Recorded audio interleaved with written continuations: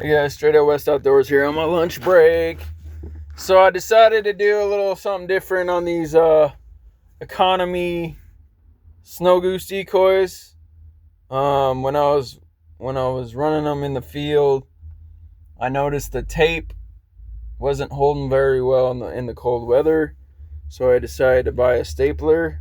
And you get these at Walmart for like $4. And the staples too. It comes with 1,200 staples, and then you could get another like 5,000 staples that go with that stapler for I think another $1 or $2, something like that. And then this is how I do it with the staples. I just fold it like so. And sorry for the shakiness. I'm doing one-handed here. We'll see if this works. Actually, I'll just do it. I'll just show you on an already made one. So I stapled the corners. So you fold it like an airplane. And then you staple it on either side.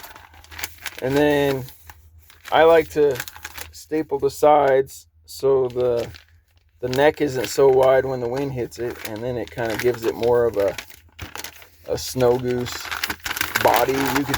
You can stretch it out when you're in the field, to make it more realistic looking. So you just kind of get your bag all out on either side,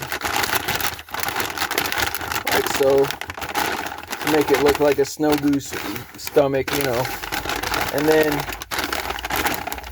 you staple on these rubber bands to use it on a stake, so it'll move around in the wind. But that's basically what it looks like, and I think that looks pretty good. Once I paint it, you can paint it if you want, or if you're just adding to your spread for more white, shouldn't really matter. But I think the body looks pretty good with the bag and everything. And then once you're on your stakes, these things will just kind of swing around in the wind. They work great. They pick up any little wind resistance. I mean, it could go from, because everybody's like, oh, you need wind to put up the bags, the socks won't work right.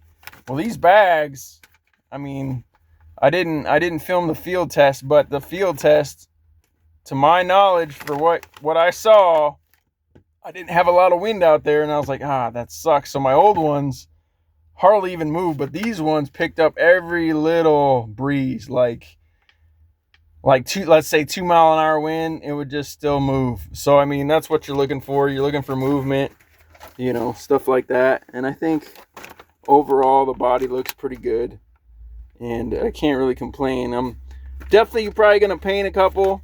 I don't think these little metal staples will really shine too bad, but if you're worried about that, I think you could paint them up or whatever. You might just use some spray paint, because hand painting would take too long. So I mean, they're really quick. Once you get the rhythm down and staple, do the staple, fold them, and then you staple the sides. You don't have to staple the sides, but if you want to staple the sides, just do like 3 staples and then staple rubber bands in there, and there you go. I mean, rubber bands. These rubber bands at Walmart were like, I want to say 300 coming here, or 250, something like that. Those were $1. So the most expensive thing was the stapler and the bags. Depending on how many bags you get, you could get look on Amazon. You could look. Even Home Depot has them. You might have to order them online.